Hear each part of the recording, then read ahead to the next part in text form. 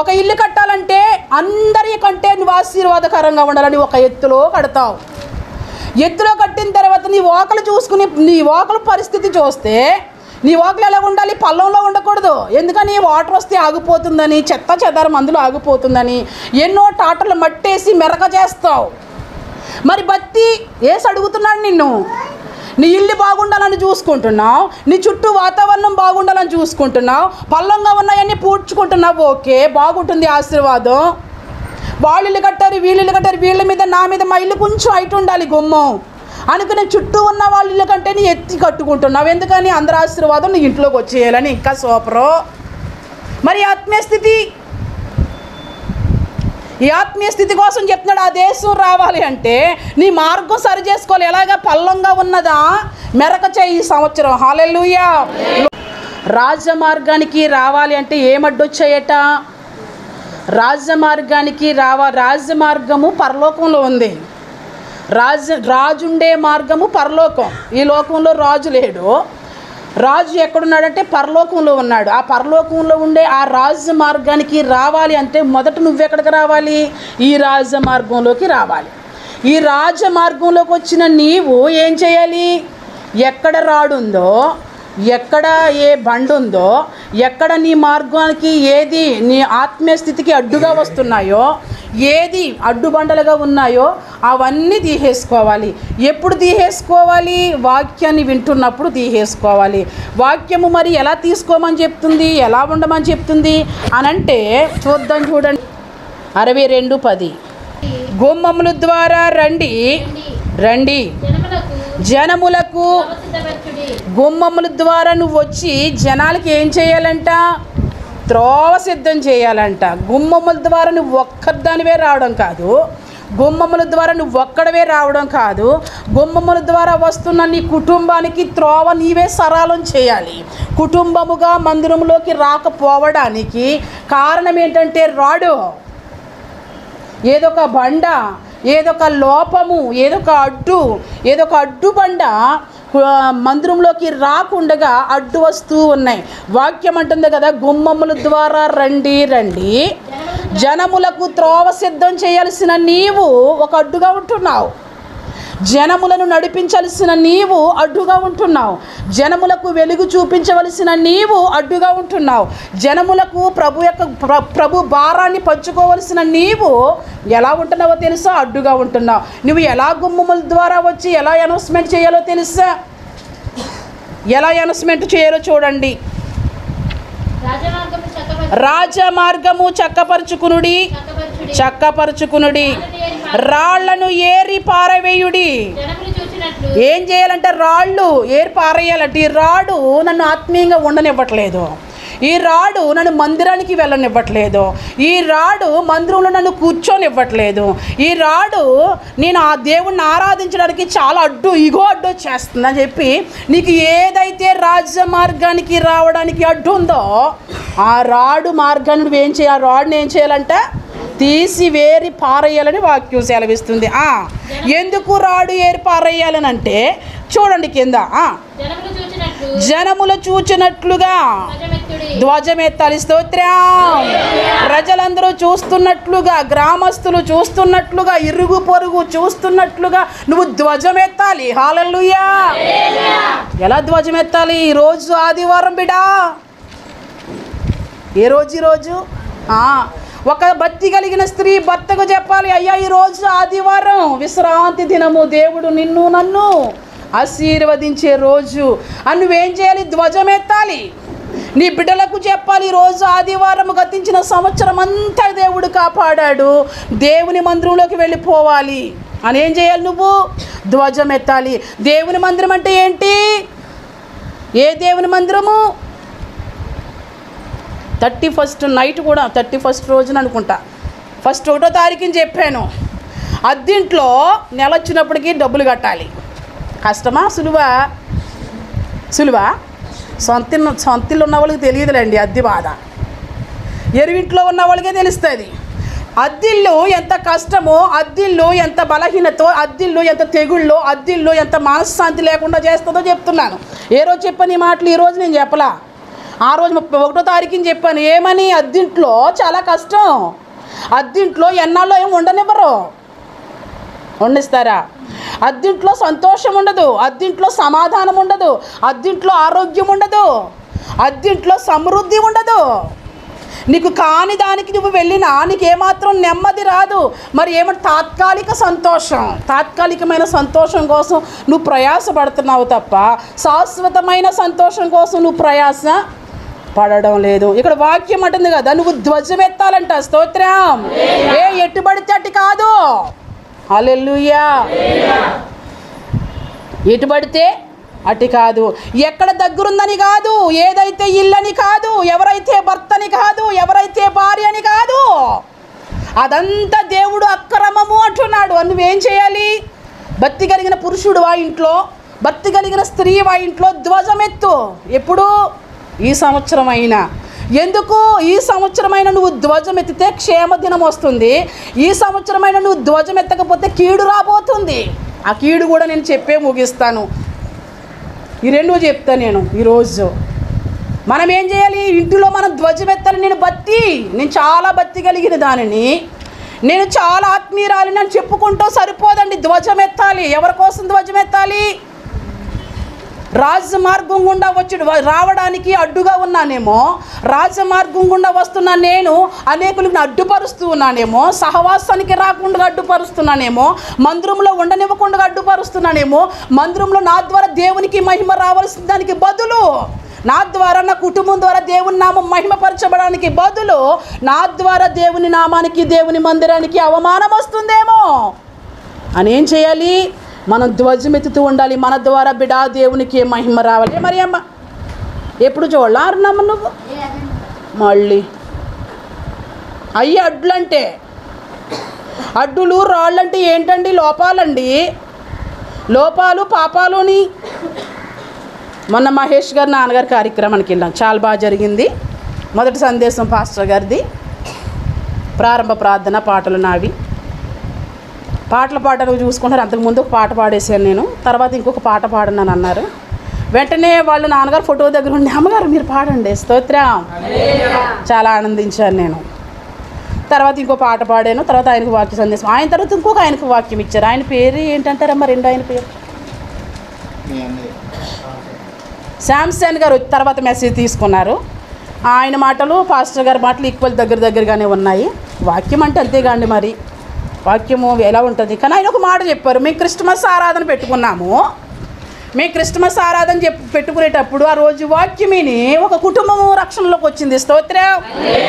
బిడ్డ, నువ్వు మనస్సు పెట్టి వాక్యం అంటే నువ్వు రక్షింపబడతావు. ఈరోజు సాంసన్ గారిని ఎందుకు చెప్తున్నానంటే, మనం ప్రతి మాట తీసుకోవాలి. కుటుంబాలు ఫలోమని వచ్చారు, క్రిస్మస్ ఆరాధన జరుగుతుంది.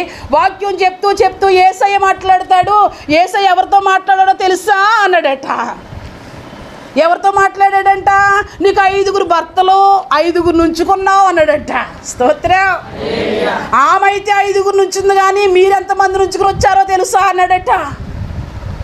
అమ్మో కదండి, కనిపించినవి కదా, అవి లోపల ఉండేవి కదా, తలంపుల్లో ఉండేవి కదా. ఈ సందేశానికి ఒక కుటుంబము రక్షణలోకి వచ్చింది. క్రిస్మస్కి ఒక కుటుంబము బాప్తీసం తీసుకుంది. కుటుంబంలో ఎంతమంది ఉంటారు?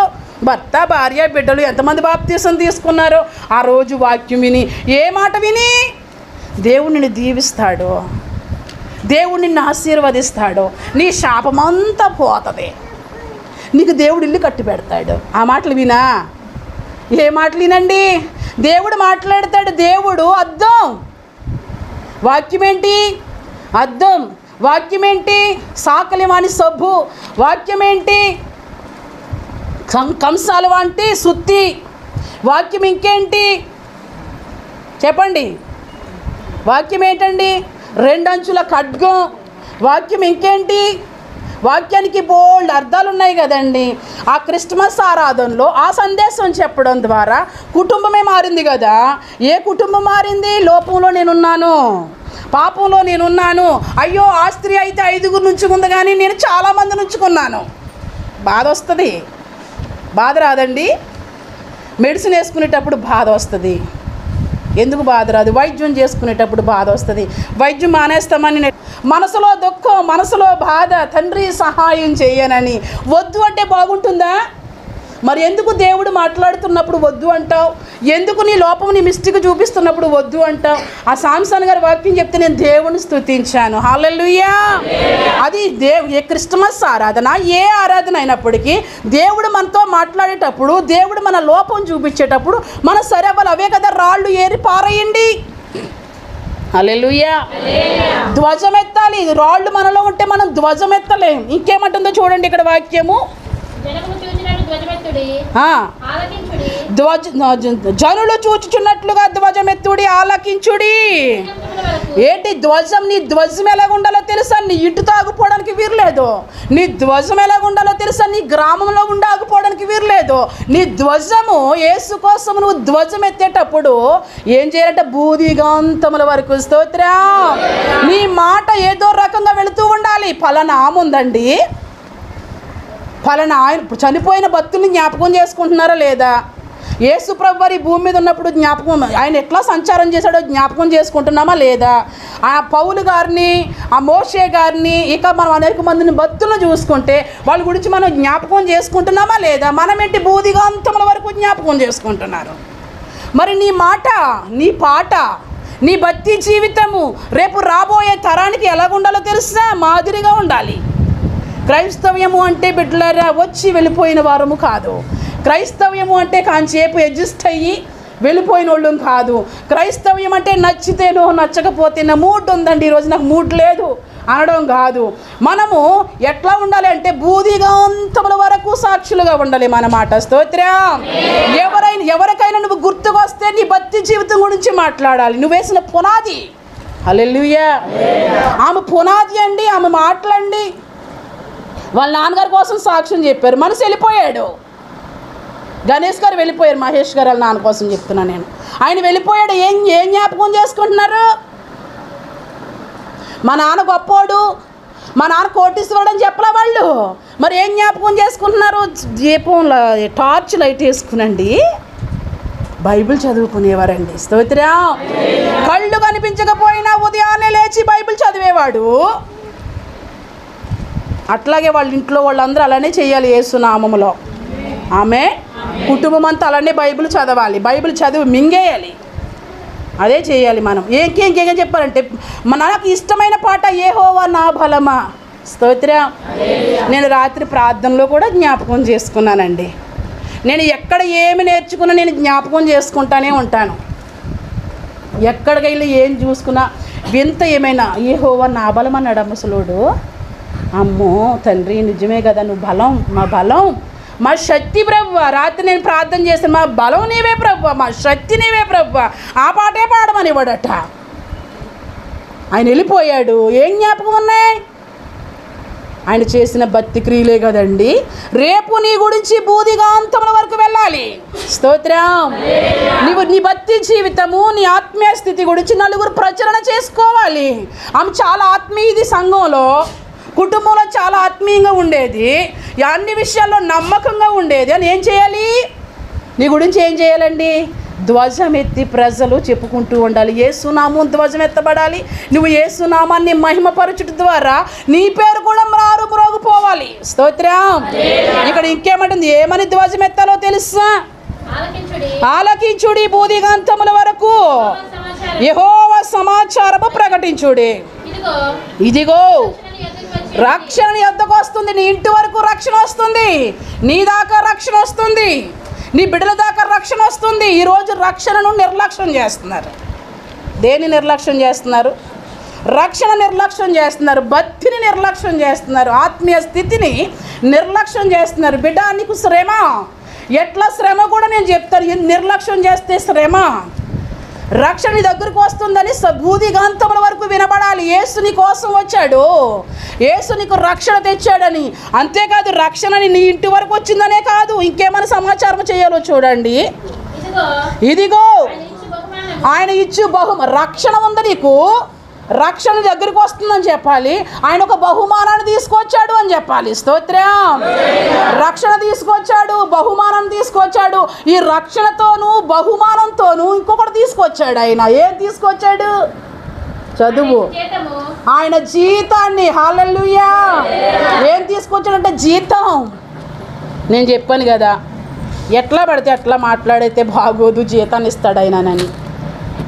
ఏది పడితే అది తోచినట్లుగా అధికారం ఉందని, బలం ఉందని, శక్తి ఉందని. దేవునిలో బలము అధికారము శూన్యం. బలము ఆయనే, అధికారం ఆయనే, మిగతాదంతా నిమిత్త మాత్రము. ఆయన దయతో బ్రతకవలసిన వారమే తప్ప మనది అంటూ ఏమీ కూడా లేని వారము. ఆయన జీతాన్ని తీసుకొస్తున్నాడు అని చెప్పాలి. ఏ జీతం? వాని క్రియలకు. అవి మంచివైనా సరే చెడ్డవైనా సరే జీతాన్ని ఇస్తాడు. ఆయన జీతం కూడా ఎట్లా ఉంటుందో కూడా నేను చెప్తాను మీకు. ఎలాంటి జీతాన్ని ఇస్తాడో.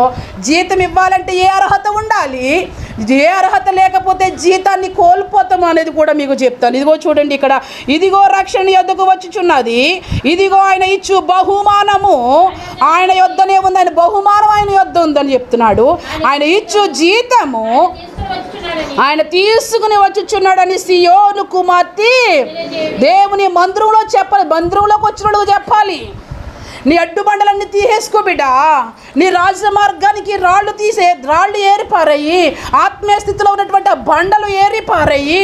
ఎందుకో తెలుసా? ఆయన నీకు రక్షణ తీసుకొచ్చాడు. ఆయన రక్షణను నిర్లక్ష్యం చేయకు. ఆయన నీకు బహుమానాన్ని తీసుకొచ్చాడు. ఆయన ఇచ్చే బహుమానం ముందు నీకు జీతాన్ని కూడా ఇస్తాడు.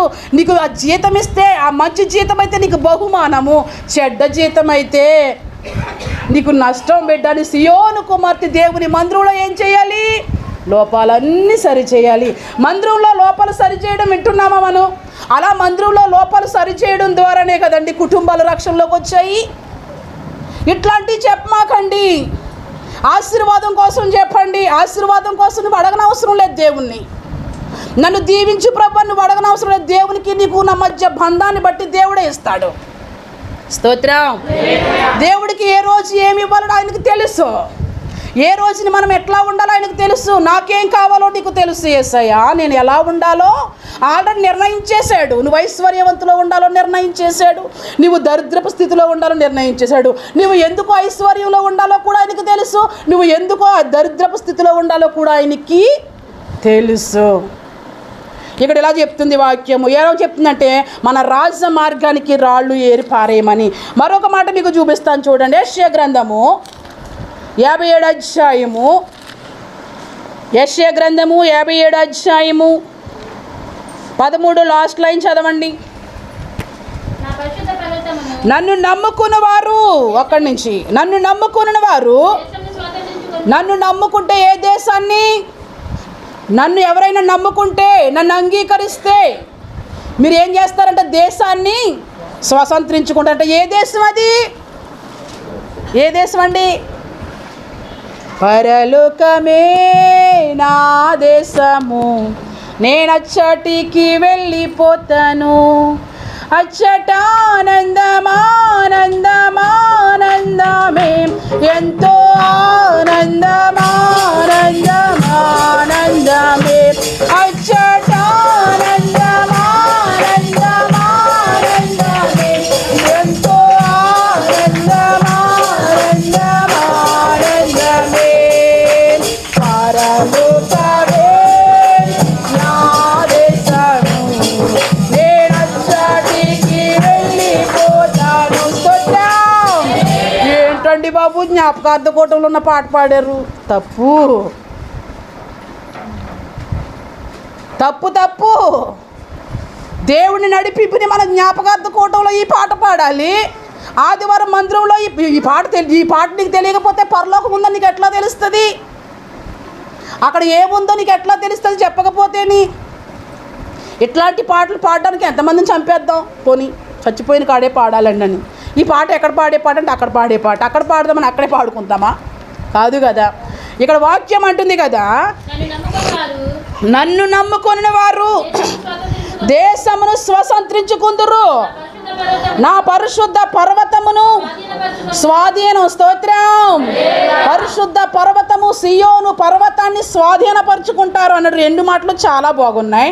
మనం ఆ పరిశుద్ధ పర్వతంలోనూ ఆ దేశానికి స్వతంత్రులుగా మనం ఉండాలి అంటే ఇక కిందకు చదవండి. ఎత్తు చేయుడి, ఎత్తు చేయుడి, త్రోవ సిద్ధపరచుడి. స్తోత్రం. నీ ఎత్తు చేయమంటున్నాడు. నీ భక్తి జీవితము ఎత్తు చెయ్యి. మా కుటుంబం బాగాలేదండి. అందరి ఇల్లు పైకి ఉన్నాయండి. మరి ఏంటంటే మరి అందరి ఇల్లు పైకి ఉంటే మంచిదేగా, మరి నీకు బాధ ఏంటి, ఏడుస్తున్న వాళ్ళ ఇల్లు చూచంటే కాదండి మేము చాలా గోతులో ఉన్నామండి.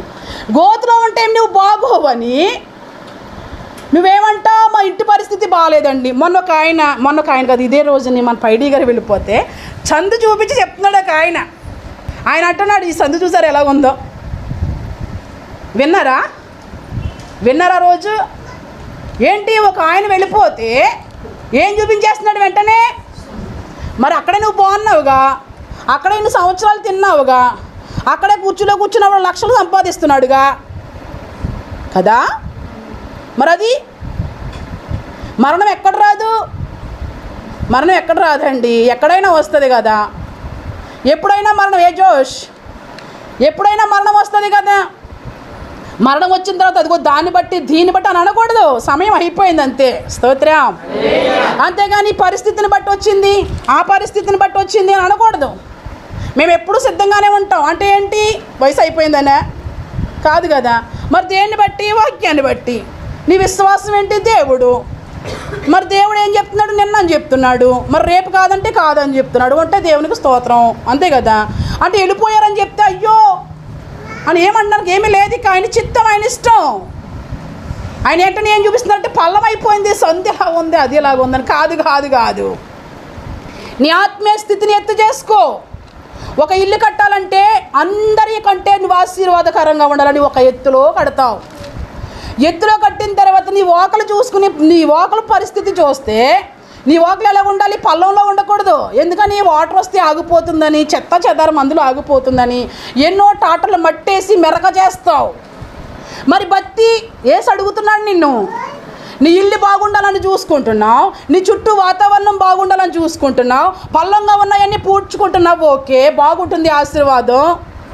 వాళ్ళు ఇల్లు కట్టారు, వీళ్ళ మీద నా మీద మా ఇల్లు కొంచెం హైట్ ఉండాలి గుమ్మం అనుకుని చుట్టూ ఉన్న వాళ్ళ ఇల్లు కంటే నీ ఎత్తి కట్టుకుంటున్నావు. ఎందుకని అందరి ఆశీర్వాదం నీ ఇంట్లోకి వచ్చేయాలని. ఇంకా సూపరు. మరి ఈ ఆత్మీయ స్థితి కోసం చెప్తున్నాడు. ఆ దేశం రావాలి అంటే నీ మార్గం సరి చేసుకోవాలి. ఎలాగా, పల్లంగా ఉన్నదా మెరక చేయి ఈ సంవత్సరం. హల్లెలూయా. లోపాలతో ఉన్నదా మెరక చేయి, అడ్డుగా ఉన్నదా దాన్ని సదును చేసేయి. ఇది నేను చోటకు వెళ్ళాలనుకుంటున్నాను, ఇది నన్ను వెళ్ళనివ్వట్లేదు, నా మార్గానికి అడ్డుగా ఉంది, దీన్ని ఏం చేయాలి, నాకు అడ్డు అయిన దాన్ని దీన్ని తీసివేసి దీని మించి నేను ప్రయాణం చేసేటట్లుగా చేయాలి. హల్లెలూయా. ఎత్తు చేయమని ఇక్కడ వాక్యం సెలవిస్తుంది. చదవండి. ఎత్తు చేయుడి, త్రోవ సిద్ధం చెయ్యడి, అడ్డు చేయు దానిని. ఏంటంట, అడ్డు చేయు దానిని నా జనుల మార్గంలో నుండి తీసివేయుడి. హల్లెలూయా. ఇక్కడ ఏమంటున్నాడంటే, వాక్యం ఏమంటుంది, త్రోవ సిద్ధం చేయాలి. త్రోవ సిద్ధంగా లేకపోవడానికి ఏమడ్డు వచ్చేసింది, డౌను. నీలో ఉన్న హేయ క్రియలన్నీ విడిచిపెడితే నువ్వు తలగా ఉంటావే కానీ. చెప్పండి. ద్వితీయోపదేశ కాండంలో ఉంటుంది, నీ హేయ క్రియలో నాకు ఇష్టం లేనివి, నేను ఏమైతే చెప్తున్నానో అవే చేయాలి. నాకు ఇష్టం లేని ఆరాధన చేసిన, నాకు ఇష్టం లేని భక్తి చేసిన, నాకు ఇష్టం లేని పూజ చేసిన, నాకు ఇష్టం లేని వ్రతం చేసిన నీకు నష్టం. నాకు ఇష్టకరంగా నువ్వు చేస్తే నువ్వు ఎప్పటికెప్పటికి తలగానే ఉంటావు కానీ తోకగా ఉండు. తల అంటే ఎక్కడుంది, తల ఎక్కడుందండి? అందుకని ప్రభు ఏమంటున్నాడు, నువ్వు ఎత్తవ్వాలి. ఇప్పుడు నువ్వు ఆశీర్వాదంలోకి రావాలి అంటే నువ్వేం చేయాలి, నీ త్రోవ సిద్ధం చేసుకోవాలి. నువ్వు ఆశీర్వాదంలోకి రాకుండా, ఆత్మీయతలోనికి రాకుండా, వాక్యాన్ని అంగీకరించకుండా ఏ ఈగో అడ్డొస్తుందో అవన్నీ ఏం చేయాలి, నువ్వు మెరక చేసుకుంటూ ఏ పో సైతానా. నన్ను ఆత్మీయంగా ఉండనివ్వట్లేదు, నన్ను సంతోషంగా ఉండనివ్వట్లేదు, నన్ను కలవనివ్వట్లేదు, నన్ను భక్తి చేయనివ్వట్లేదు, వాక్యాన్ని ఒప్పుకోనివ్వట్లేదు నువ్వు అని చెప్పి మనం ఏం చేయాలి? నీ త్రోవ నువ్వే బిడ్డ వాక్యం విన్నప్పుడు సరి చేసుకోవాలి. అప్పుడు సరి చేసుకుంటే అప్పుడు ఏమైపోతుంది? రాను రాను ఏమైపోతుంది? ఎత్తవుతూ ఉంటుంది. పల్లం అనేది ఉండదు. ఇక వాకిట్లో కూడా పల్లం అనేది ఉండదు. ఇక నీరు అలా పోతూ ఉంటుంది. పల్లంలోకి గాలి వస్తే చెత్త అంతా వచ్చి అక్కడే ఉంటుంది.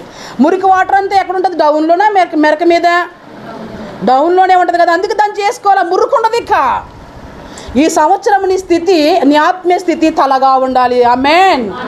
నీ ఆత్మీయ స్థితి చాలా తలగా ఉండాలి.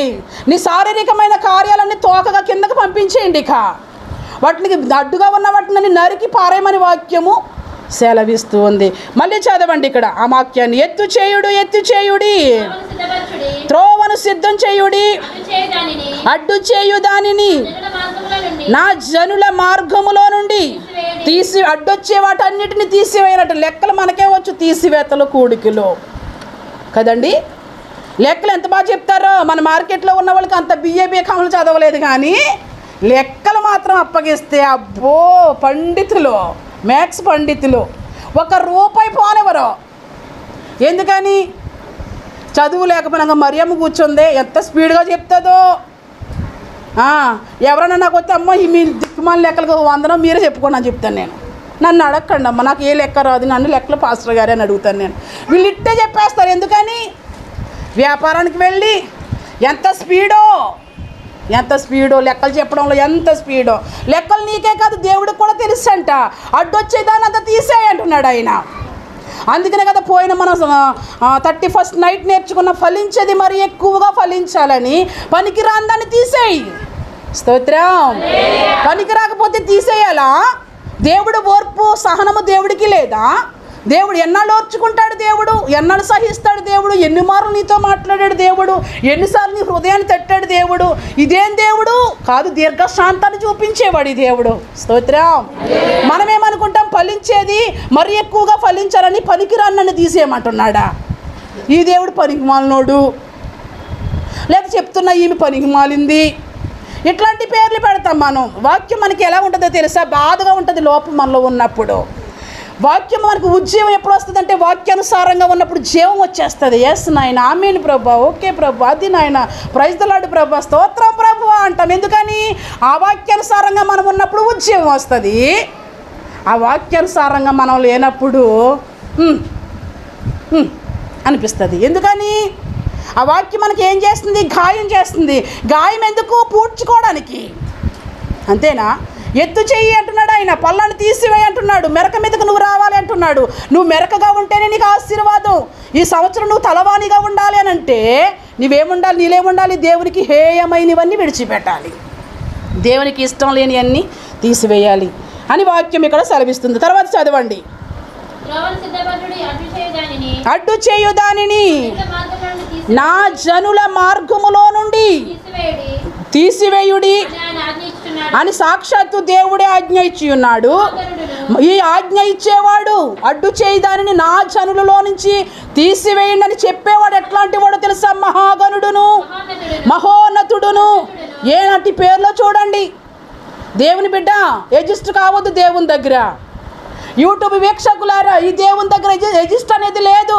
ఈ దేవుడు మహాగణుడు, ఈ దేవుడు మహోన్నతుడు, ఈ దేవుడు పరిశుద్ధుడు, ఈ దేవుడు నిత్య నివాసి. పరిశుద్ధుడైన దేవునికి, నిత్య నివాసి అయిన దేవునికి 2 చేతులు పైకెత్తి బిగ్గరగా ఒక స్తోత్రం చెప్పండి. ఈయన సర్వాంతర్యామి. దేవునికి అసాధ్యమైంది ఏమీ లేదు. నీ జీవితము, నీ భక్తి జీవితము డౌన్లో ఉందా? దేవుడు ఇంకా దీర్ఘశాంతం చూపిస్తున్నాడు. దేవుడు ఇంకా నీతో మాట్లాడుతూ ఉన్నాడు. దేవుని మందిరాన్ని పాడు చేస్తున్నట్లయితే, నీ ఆత్మీయ జీవితాన్ని నీకు నువ్వు పాడు చేసుకున్నట్లయితే నువ్వు మెరక చేసుకోమని మాట్లాడుతూ ఉన్నాడు. హల్లెలూయా. ఇక ఏం ఇంక ఎలా ఉన్నాడు చూడండి. ఇలాగూ సెలవిచ్చుచున్నాడు, నేను మహోన్నతమైన పరిశుద్ధ స్థలములో. ఈ దేవుడు ఎక్కడ నివసిస్తున్నాడు? మోకాళ్ళే. ఈ దేవుడు పరిశుద్ధ స్థలములో నివసిస్తున్నాడు. నీవెక్కడికి వెళ్ళాలి? రేపు రాబోయే సంవత్సరం, రేపు రాబోయే రోజులు నువ్వెక్కడికి వెళ్ళాలి? మోకాళ్ళు వేయాలి తప్పదు. రేపు రాబోయే తరాల్లో నువ్వెక్కడికి వెళ్ళాలి? ఏ పర్వతం మీదకి వెళ్ళాలి? వాడిని చూడమాకండి. వాడికి 366 రోజులు నిద్రే.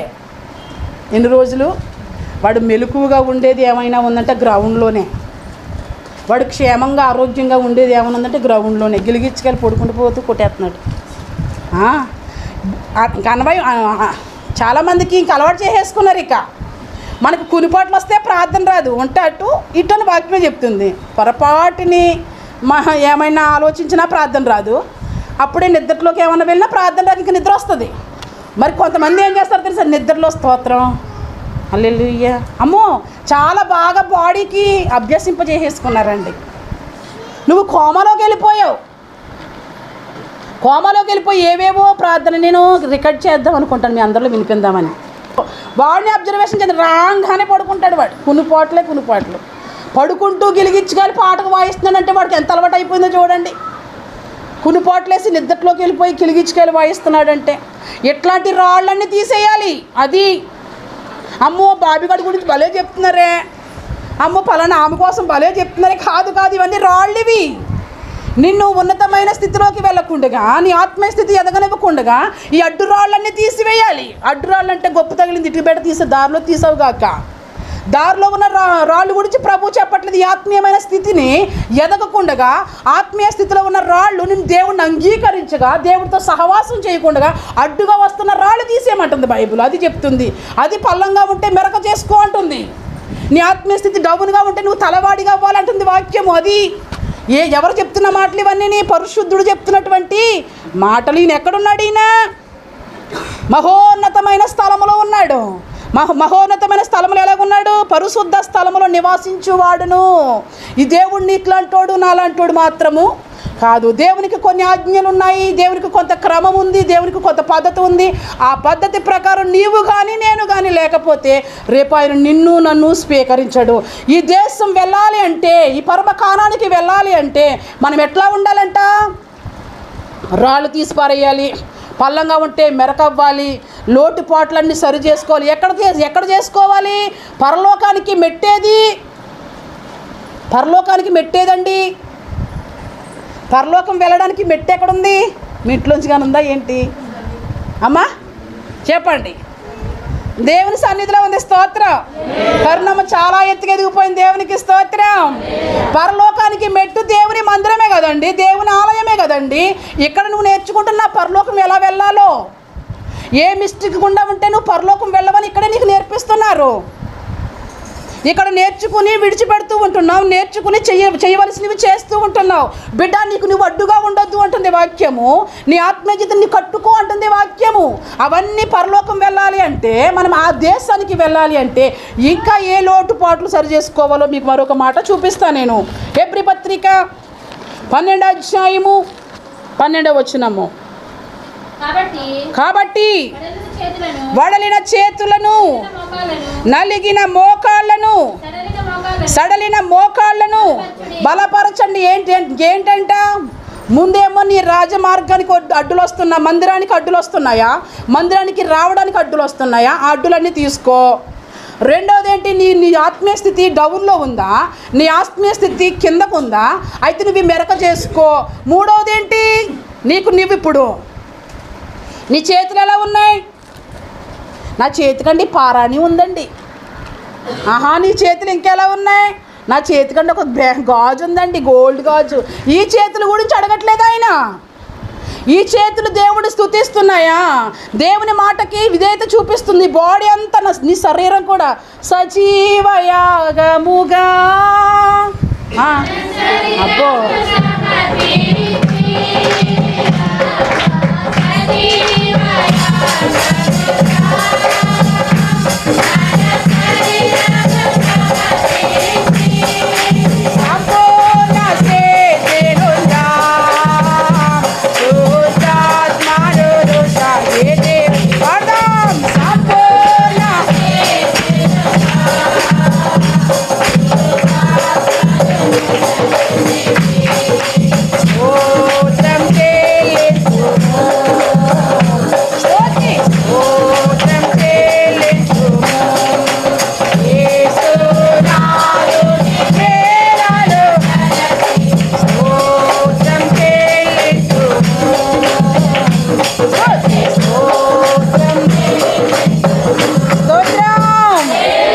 ఎలాగంట?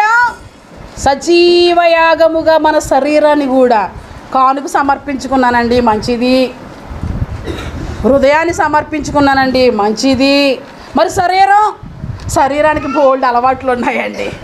శరీరం చాలా ఇష్టాన్ని నెరవేర్చాలండి. శరీరంలో బోల్డ్ కోరికలు ఉన్నాయండి. దీన్ని అప్పుడే సమర్పించేసుకుంటే పాస్టమ్ గారు పొళ్ళన్నీ ఊడిపోయాకండి, కర్ర పోతట్టుకున్నాకు వచ్చాకండి. అప్పుడు నీ శరీరం ఎవరికి కావాలి? నీ శరీరం నీకే పనికిరానప్పుడు నీ శరీరం దేవునికి ఎట్లా పనికి వస్తుంది? అప్పుడు బలం అంతా అయిపోయిన తర్వాత, శక్తి అంతా అయిపోయిన తర్వాత, చేయాల్సిన టైం అంతా దాటిపోయిన తర్వాత, పాడవలసిన బలం అయిపోయిన తర్వాత, దేవుని గురించి ప్రకటన చేసి ఆ ఎనర్జీ పోయిన తర్వాత, అప్పుడు అయ్యో ప్రభు ఓపికిస్తే నీ కొరకు. మరి ఓపుకున్నని చెప్పి ఏం చేసావు? లెక్క అడుగుతాడండోయ్. ఓపుకున్నప్పుడు ఏం చేసావు? ఓపుకున్నప్పుడే దేవుని స్మరించండి. ఆ యొక్క దేశానికి నువ్వు వెళ్ళాలి అంటే ఎలాగ ఉండాలో తెలుసా? చదువు ఇప్పుడు. కాబట్టి వడలిన చేతులు, సడలిన మోకాళ్ళను బలం తెచ్చుకోవాలి. ఇప్పుడు నీ చేతులు జీవం లేదా జీవం తెచ్చుకోవాలి. నీ కాళ్ళకి జీవం లేదా జీవం నీ కాళ్ళు సడలిపోయి ఉన్నాయా? నీ కాళ్ళు దేవునికి పనికి రావట్లేదా? నీ చేతులు దేవునికి పనికి రావట్లేదా? నీ బాడీ దేవునికి ఉపయోగం లేదా? ఇప్పుడు నువ్వేం చేయాలి? వాక్యం వింటున్నప్పుడు జీవం తెచ్చుకోవాలి. ప్రభువా నా చేతులకి జీవాన్ని ఇవ్వండి, ప్రభువా నా కాళ్ళకు జీవాన్ని ఇవ్వండి, ప్రభువా నా దేహానికి జీవాన్ని ఇవ్వండి. ప్రభువా ఆ ఎత్తు పల్లం ఎవరు సరి చేసుకోవాలి? నువ్వా నేనా? ఎవరు చెప్పండి? లోపాల్లో నేనుండి నా ద్వారా దేవుడు ఏమైనా నాతో మాట్లాడితే నేను సరి చేసుకోవాలి. లోపంలో ఏమైనా ఉండి దేవుడు నీ లోపం చూపిస్తుంటే నువ్వు సరి చేసుకోవాలి. నీ లోపం నేను సరి చేయలేను. ఈ లోపాలు ఎలాగున్నాయో చూడండి. ఆ తర్వాత చదువు. కుంటికాలు బెనకక బాగుపడు నిమిత్తము నీ పాదములకు నీ మార్గములను ఏమవకూడదంట? కుంటికాలు బెనకక. ఇప్పుడే కుంటుతూ వస్తున్నావు. ఇప్పుడే ఓపుకు లేకపోయినా కొనుక్కుంటూ వస్తున్నావు. వెళ్ళకపోతే ఏదో అంటారు బాబోయ్ అని వస్తున్నా. దేవుడు మనకు ఎన్ని సౌకర్యాలు ఇచ్చినా దేవుడిని స్తుతించడానికి మాత్రం రావట్లేదు. దేవుడు మనకు ఎంత పేరిస్తున్నా పేరుని బట్టి దేవుడిని మహిమపరచడానికి రావట్లేదు. దేవుడు మనకి సమస్తాన్ని ఇచ్చి మన అవసరాలు తీరుస్తున్నా, నాకు ఇంత సహాయం చేసావయ్యా, నేను మొదట వెళ్ళి నిన్ను స్తుతిస్తాను అనే ఆలోచనతో కూడా మందిరంలోకి రావట్లేదు. నేను ప్రతిరోజు దేవుడిని స్తుతిస్తాను. నాకు ఎంత చిన్నదిచ్చినా దేవుడిని స్తుతిస్తాను. నేను నా బిడ్డలకు కూడా అదే చెప్తాను. ఈ దినము ఇలా ఉండడానికి కారణము దేవుడు బిడ్డ అని చెప్తాను నేను. దేవుడు లేని నువ్వు ఎందుకు పనికిరావు నా ఇద్దరు బిడ్డలకే చెప్తాను నేను. మనం పాడతాం కదా, తల్లిదండ్రులు చూపిస్తారు, ఎన్నో చేయాలని ఆశిస్తారంట, కానీ దేవుని దయ లేకపోతే మాత్రం పిల్లలే కానీ మనమే కానీ ఎందుకు పనికిరావు. అందుకని ఎప్పటికైనా మనకి ఏదై ఉండాలి? దేవుని దయ ఉండాలంటే మనం ఏం చేయాలి? ఎప్పటికప్పుడు మన లోపాలు సరి చేసుకుంటూ, మన భక్తి జీవితాన్ని కట్టుకుంటూ, దేవునికి ఆయాసకరమైనవి, దేవునికి ఇష్టం లేనివి లోపాలన్నీ సరి చేసుకుంటూ మనం ముందుకి ప్రయాణము చేయాలి. ఇక్కడ కుంటికాలు బెనకక బాగుపడు నిమిత్తము అంటే నీ ప్రతి అవయవముతోనూ నువ్వు దేవుని స్తుతించాలి. తర్వాత చదువు. అందరితో సమాధానమును. ఏంటంటే ఇక్కడ వాక్యం ఏమంటుంది? అందరితో ఏముండాలంట? అందరితో సమాధానం ఉండాలి, పరిశుద్ధులతో సహవాసం ఉండాలి. హలో, భలే చెప్పారు. వాక్యం ఎంత బాగా చెప్పిందో. అందరితో సమాధానంగా ఉండమంటుంది. నేను చర్చి నుంచి బయటికి వెళ్ళిపోయి అరే నా బాసు ఈరోజు వాక్యం ఏం చెప్పారో తెలుసా? హెబ్రీ పత్రికలో ఏముందో తెలుసా? అందరితో సమానంగా ఉంది. మా పాస్టర్ అమ్మ కుళ్ళిపోకుందిరా, కలవనివ్వదు. ఆ గుంపులోకి వెళ్ళకు, ఈ గుంపులోకి వెళ్ళకు, అక్కడ కూర్చోకు, ఎక్కడ కూర్చోకు, దుష్టులతో ఉండకు, పాపులతో ఉండకు, ఇట్లానే చంపిద్దిరా. ఈ రోజు నేను వాక్యం ఏమన్నా తెలుసా? ఏమిన్నావురా? అందరితో సమాధానంగా ఉండు. దేవుడు అందరితో సమాధానంగా ఉండమంటాడు. నన్నేటి అందరినీ. ఎందుకు? అసమాధానం పరలోకానికి వెళ్ళకుండా పోతావు. నీ శత్రువునైనా నువ్వు ప్రేమించాలి. ఎందుకు? రేపొద్దున దేవుడు నేరస్థాపన చేస్తాడు. అన్నట్లో కరెక్ట్గా ఉన్నావు కానీ ఈమెను నువ్వు ద్వేషించావు. అమ్మో అవునా ప్రభా, అయితే నువ్వేం చేయాలి? ఇప్పుడు ఈమెను దేశించినందుకు నువ్వు నరకానికి వెళ్ళిపో. అందుకు సమాధానంగా ఉండు. కానీ సహవాసి ఎవరితో? అమ్మ బిడ్డలారా, సహవాసం ఎవరితో? పరిశుద్ధులతోనే సహవాసం. స్తోత్రం. ఎవరితో సహవాసం? అందరితోనే సమాధానంగా ఉండాలి. సహవాసం మాత్రం పరిశుద్ధులతో మాత్రమే చేయాలి. ఆ తర్వాత చదవండి.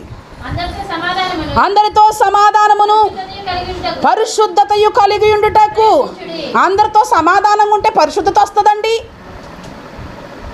ఇప్పుడు అందరితో సమాధానంగా ఉండమన్నాడు దేవుడు అని చెప్పి నేను ఎవరినన్నా తీసుకుని వెళ్ళి సినిమాకి వెళ్ళాను అనుకోండి, నాకు పరిశుద్ధత వస్తుందంటారా? మీ మీద మీరు అందరూ మంచోళ్ళు, నా మీదే వేసుకుంటాను, వస్తుందంటారా? ఏ పరిశుద్ధత సినిమా హాల్లో లేదా? మరి దేవుడు సమాధానంగా అందరితో ఉండమన్నాడు. అక్కడ చాలామంది ఉంటారు కదా, వెళ్దాం. వద్దు. ఎక్కడ పరిశుద్ధత ఉందో అది నువ్వు గ్రహించుకోవాలి.